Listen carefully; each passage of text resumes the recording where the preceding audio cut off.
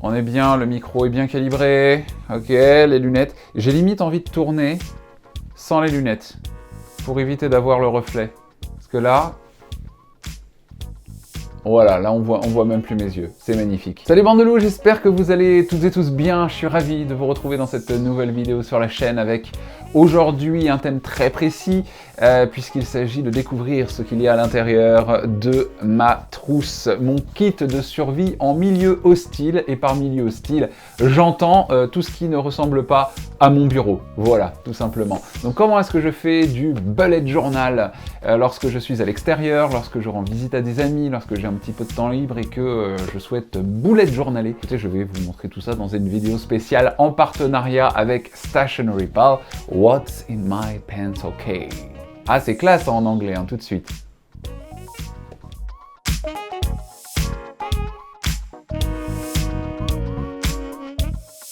On découvre donc ce qu'il y a à l'intérieur de cette pochette. Alors, faut savoir qu'avant, j'avais une pochette comme celle-ci. Voilà, donc j'avais une pochette de chez Stationery Pal. Est-ce que j'ai l'autre? Oui, j'ai l'autre. Regardez, voilà, j'en ai une autre aussi. Donc, en gros, avant, j'utilisais celle-ci, qui était vraiment très pratique, car... En fait, bon, on a l'impression que c'est une petite trousse, vue comme ça. Mais lorsque vous défaites la deuxième fermeture éclair qui se trouve là, en fait, vous pouvez tout simplement appuyer sur le fond et doubler la capacité de stockage, ce qui est vachement bien. Donc en fait, j'aurais pu partir sur celle-ci. Les deux sont dispo chez Stationery Pal. Mais de mon côté, j'avais celle-ci parce qu'elle était pratique à porter avec sa petite anse comme ça. Mais pas assez grande. Parce que vous allez voir, je vais vous présenter beaucoup d'articles, dont beaucoup d'ailleurs sont dispo sur Stationery Pal, ce qui me permettra bien sûr de vous glisser comme ça tranquillement, que vous avez la possibilité, si certains des produits que je vais vous présenter vous intéressent, de vous les procurer directement sur le site de Stationery Pal via le lien qui se trouve en description avec un bon code promo qui va bien, mais ça je vous le rappellerai un petit peu plus tard dans la vidéo. Là, vraiment, on part sur une trousse ouais, costaud, c'est-à-dire que même vous pouvez limite mettre un carnet dedans. Mais là, moi, vous allez vite le remarquer. Waouh, révélation, révélation, il y a beaucoup de choses. Donc, on est parti pour mes indispensables de la vie de tous les jours, lorsque je me balade, lorsque je vais faire du bullet journal, que ce soit, je sais pas moi, à Lille, à Paris ou même en Allemagne, ou encore aux États-Unis, et ben j'emporte tout ça. Allez, on va découvrir ce qu'il y a donc dans cette grande trousse, et on va commencer par mes vrais indispensables. Le mot indispensable, je vais le répéter je ne sais combien de fois dans cette vidéo, parce que vraiment, ce sont mes essentiels, clairement, indispensables, essentiels, même combat. On commence donc par des stylos plumes Lamy, car je suis team stylo plume. J'adore écrire avec des stylos plumes, je n'arrive pas à écrire avec un bic. Pour moi, ou un gel roll, en fait, un roller avec de l'encre gel, je n'y arrive pas parce que c'est trop... ça va trop vite pour moi, en fait. J'ai besoin de prendre mon temps pour faire mes lettres, etc. Donc, bon, j'aime bien, j'adore écrire comme ça depuis l'école primaire, depuis que je suis tout petit, j'écris avec un stylo plume. Donc, je n'ai pas arrêté en si bon chemin. C'est du Lamy. Ça peut être une autre marque, mais moi j'aime bien la Lamy taille moyenne. J'ai essayé les pointes fines, j'ai essayé les pointes larges, c'est pas pour moi. Pointe moyenne, encre bleue, encre noire, les bestes, tout simplement. Il existe aussi de l'encre rouge, de l'encre violette, de l'encre turquoise, why not, mais pour le moment, les basiques, le noir, le bleu, ça fonctionne très bien, et d'ailleurs c'est un bleu effaçable, donc forcément, qui dit bleu effaçable dit également un effaceur. Idéal pour faire du doodling, bien évidemment, ceci, voilà. Un Criterium, donc un Criterium là pour le coup c'est une marque japonaise, c'est un Mechanical Pencil taille 0.5 mm. Le problème c'est que comme tous les Criterium, la gomme a disparu au bout de 2 jours en fait, voilà. Faut juste que je trouve un moyen de la remplacer, mais sinon c'est très sympathique, j'aime bien la prise en main avec un petit, donc le rubber grip c'est ce qu'il y a ici en fait pour pouvoir bien tenir son stylo quand on écrit ou quand on dessine avec. Donc bien évidemment quand vous faites du doodling, il faut repasser à l'encre par-dessus. Enfin, après, vous faites ce que vous voulez, mais moi, je repasse à l'encre. Et j'utilise donc des Fine Liners. Ceux-ci, ce sont les Faux Drawings de chez Marvi Uchida. Vraiment hyper pratique parce que ces crayons-là, en fait, sont plus épais que la normale. Et vous pouvez donc les utiliser pour dessiner. Ça existe dans tous les formats standards. 0,05, je crois qu'il y a du 0,03 aussi, 0,8, etc. Donc voilà, moi ce sont mes indispensables. J'adore faire tomber mes crayons aujourd'hui, j'ai l'impression. Mais il n'y a pas que ça, car J'aime également utiliser, alors ce sont les éditions Gold des Pigma Micron, que j'aime beaucoup. En fait, je les ai trouvés chez Rougier et Play, ceux-là. Et je les aime beaucoup. Donc les microns, là pour le coup, j'ai les tailles 0,1, 0,3, 0,05 et taille 12. Car j'aime beaucoup faire des lettrages avec des grosses pointes de fine liners. Donc là, pour le coup, c'est pas si fin que ça. En tout cas, ce sont mes préférés pour faire du doodling, pour faire de l'ancrage de dessin, que ce soit également pour faire de la fausse calligraphie. Toujours très sympathique d'avoir quelques fine liners, ils prennent pas de place. Voilà, ça fait partie de mes indispensables. Bon, déjà, là, quand je range dans la trousse, là, vous allez très vite vous rendre compte de pourquoi j'ai eu besoin de changer la trousse, hein, parce qu'on commence déjà à manquer de place. On continue avec les zigs. Alors là, les zigs, pas de zag, d'accord? On va ziguer ensemble, d'abord avec les Clean Color Dots. Bon, ça, limite, j'ai même plus besoin de vous les présenter parce que je les utilise tout le temps. Ce sont mes stylos de référence à pointe sphérique. Ça, la pointe sphérique, c'est la meilleure chose lorsqu'on a envie de faire un petit peu des petits points de couleur, en fait. Quand on fait des graphiques dans son bullet journal, quand on a des mood trackers évidemment, lorsqu'on rajoute de la couleur dans les dates de ces calendriers, voilà, que ce soit dans les planeurs à l'année ou voilà, vraiment. Quand on a des grands calendriers, qu'on a envie de relier les dates entre elles, ou encore que l'on a envie de catégoriser ses dépenses dans son expense tracker, donc le tracker des dépenses dans son bullet, il y a plein d'utilisations différentes et ces stylos sont hyper pratiques déjà parce qu'ils sont à double pointe. Vous avez une pointe fine, bon pas si fine que ça, on est sur du, est-ce que j'ai la note ici? Non, mais je crois que c'est du 0,5 mm, 0,5, et puis là on a la grosse pointe sphérique qui permet en fait en fonction de la force avec laquelle on appuie en fait sur la pointe, vous permet de faire de plus ou moins grands points et c'est très régulier. Je ne sais pas faire de trous ou de points parfaits dans mon bullet lorsque je fais juste des petites boules en fait comme ça avec une pointe fine. Donc ça c'est hyper pratique, ça a changé ma façon de faire des pointillés dans mon bullet journal. Enfin pas des pointillés mais des points, voilà. Ces stylos là ce sont des Fude Biori, ce sont des feutres à pointe pinceau et ils sont géniaux car ils sont métalliques. Et oui, alors pas les stylos en eux-mêmes, hein, sont pas métalliques, ils sont en plastique, mais par contre l'intérieur c'est une encre métallique. J'adore en fait ces Fude Biori parce que les Tombow ne proposent pas encore de pointe pinceau métallique. Je possède aussi des feutres, donc des feutres à pointe dure métallique de chez Faber-Castell. Je possède pas mal de couleurs, mais les Fude Biori permettent de faire également des pleins et des déliés avec une pointe pinceau comme on sait le faire avec des Tombow. Donc moi j'adore ces couleurs-là en termes de couleurs métallisées. J'adore le bronze, j'adore le doré, donc je les rajoute dans ma trousse. Ce sont mes indispensables pour pouvoir faire de jolies calligraphies, notamment lorsque je fais des cartes de vœux, notamment lorsque je travaille à l'hôtel et que je fais des cartes de vœux pour des clients qui fêtent leur nuit de miel, enfin leur lune de miel, que ce soit aussi pour un anniversaire, que ce soit pour un anniversaire de mariage, de rencontre, etc. J'aime bien faire de jolies petites cartes et ça, avec une pointe métallique, ça marche vachement bien. Je vous parlais des Tombow, bien évidemment, les Tombow, mes indispensables depuis des années maintenant. Et notamment dans le cadre de mes lectures de développement personnel. Voilà pourquoi j'utilise ces trois couleurs-là. J'utilise donc du bleu clair, du rose clair et du vert clair. Ce sont des couleurs pastel très claires.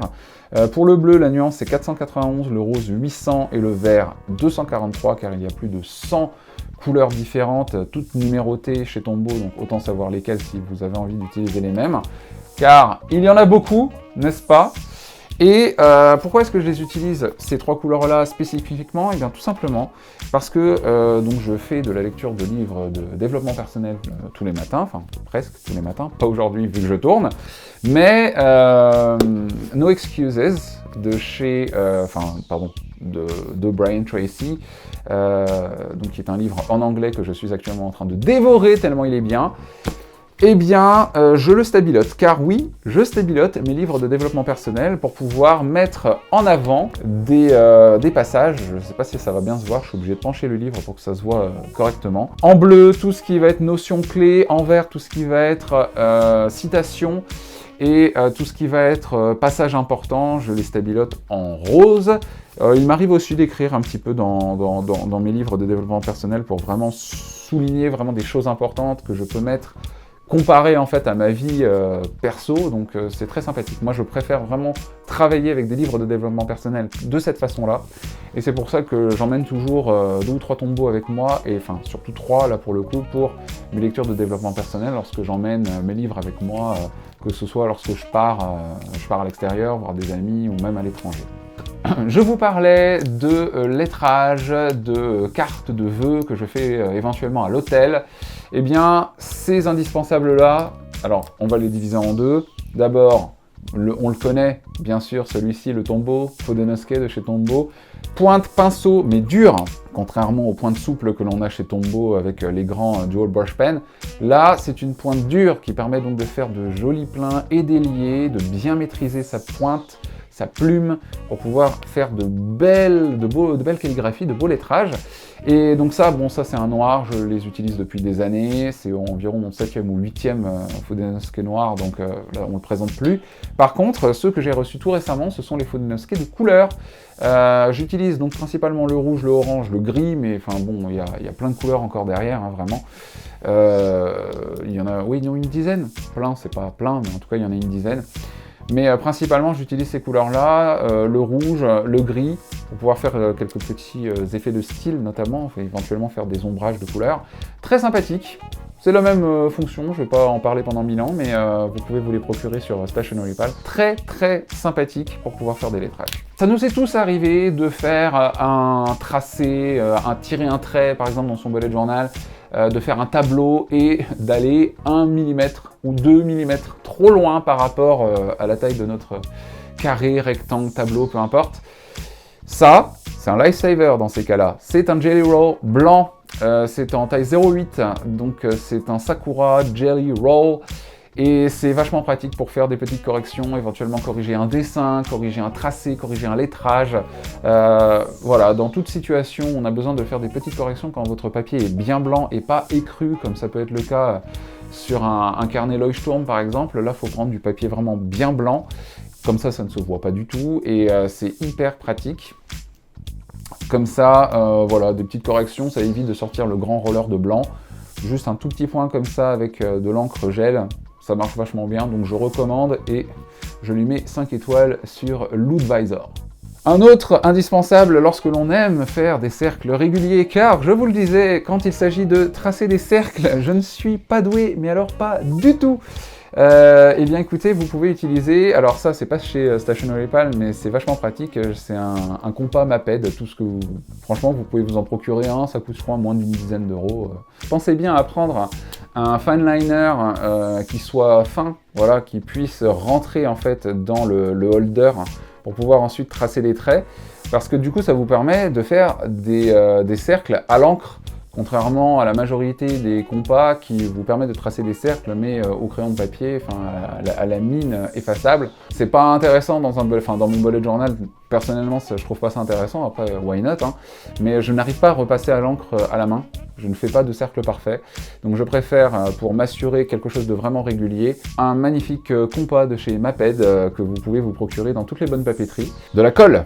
De la colle, ça aussi c'est un indispensable. Alors j'utilise bien évidemment, comme la majorité d'entre vous, je pense, dites-moi dans les commentaires si c'est également le cas, j'utilise des tubes de colle UHU lorsque j'ai besoin de faire du collage dans mon bullet. Mais les plus Norino, ça me rappelle mon enfance. J'adorais utiliser les rollers de colle. Alors c'est Roller Stick, je sais plus quelle marque fait ça. Est-ce que c'est UHU aussi qui fait ça? Vous savez, les espèces de rollers de colle, les gros rollers de colle rouges. La colle n'est pas rouge, mais les rollers, eux, le sont. Et ça existe en petit format, grand format, comme les rollers de Blanco, en fait, mais avec de la colle. Et bien là, c'est le même concept, sauf que ça se tient comme un stylo. Et c'est vachement pratique, j'aime beaucoup. On dirait un berlingot, comme ça on a envie de boire du lait concentré. Je suis chelou, en fait. Et voilà, ça se manipule très bien. J'en ai cartonné un, déjà, et ça, c'est le deuxième. Et je pense que je vais refaire une commande chez Stationery Pal pour en avoir quelques-uns d'avance, parce que c'est vraiment hyper pratique. L'avantage de cette trousse, c'est que non contente de pouvoir contenir beaucoup de stylos, crayons différents, de les maintenir avec cet élastique, vous pouvez également glisser des accessoires de papeterie dans la pochette intérieure, comme par exemple ces sticky notes. Alors ces sticky notes, je vous les ai déjà présentés dans une précédentes vidéos unboxing, et je les utilise vraiment dans la vie de tous les jours.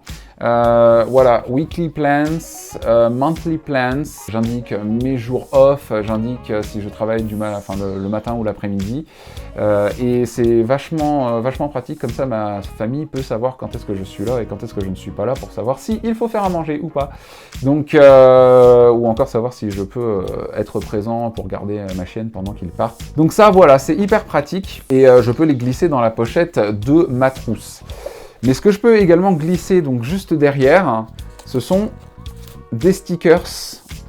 On n'a jamais assez de stickers dans la vie, donc derrière vous pouvez glisser des feuillets, notamment donc des stickers de chez Stationery Pal, avec ici la collection fitness, la collection coffee.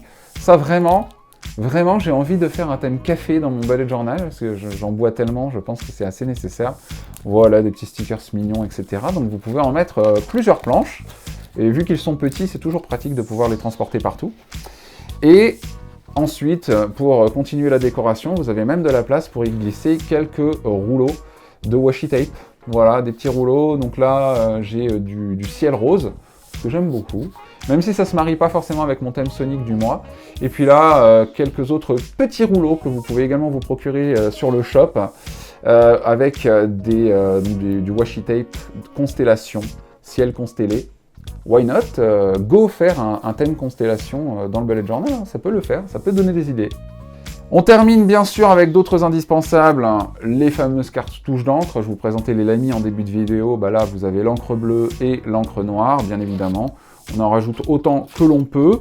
Et puis on termine avec ces fameuses petites broches. Alors c'est pas des broches, c'est plus des pinces pour maintenir les pages de son bugeot attachées entre elles, pour éviter que si jamais on a fait un collage, qu'une page est un peu trop lourde et qu'elle retombe sur la page sur laquelle on écrit, c'est pas pratique. Donc on peut maintenir ces pages en place avec ces petites brosses. Pourquoi je dis que c'est des brosses? C'est ni des brosses ni des broches, ce sont des pinces. Avec ces petites pinces là, rose gold, parce que j'adore, vous savez, les couleurs métallisées. Et j'aime beaucoup l'argenté, j'aime beaucoup le doré, mais le rose gold, c'est mon best, c'est mon must, donc j'adore, voilà. Voilà, on a donc fait le tour de ce qu'il y a dans ma trousse, et pour vous montrer, bah, très clairement, j'avais vraiment besoin de changer de trousse, hein. Vraiment là, cette trousse-là, elle ne peut plus contenir mes indispensables, il y en a trop. Donc j'ai bien fait de passer à cette trousse-là. Même si vous avez la place de mettre un carnet, bon, je pense que c'est quand même beaucoup plus pratique d'y mettre toute sa panoplie créative de stylos, de feutres en tout genre. En tout cas, j'espère que cette vidéo vous aura éventuellement donné des idées. Est-ce que vous aussi, vous mettez les mêmes types d'articles dans votre trousse pour vous balader un petit peu partout et rester créatif et créative lorsque vous partez en voyage, lorsque vous partez rendre visite à des amis ou à de la famille, et que vous n'avez pas tout votre attirail sur vous? Quels sont vos indispensables? N'hésitez pas à partager tout ça avec moi en commentaire. On se retrouve bien évidemment la semaine prochaine pour une nouvelle vidéo créative, et puis bien sûr très vite pour une prochaine lecture du loup, car j'ai vraiment hyper méga hâte de vous parler notamment des Mémoires de la forêt, donc de Michael Brun-Arnaud, les souvenirs de Ferdinand Taupe, illustrés par Sanoé. Je ne vous spoil rien, mais j'ai vraiment hyper hâte de vous en parler. Voilà, sur ce, mon petit renard et moi, on vous dit à très vite pour une prochaine vidéo. Prenez bien soin de vous et à très vite sur les réseaux. Bye bye.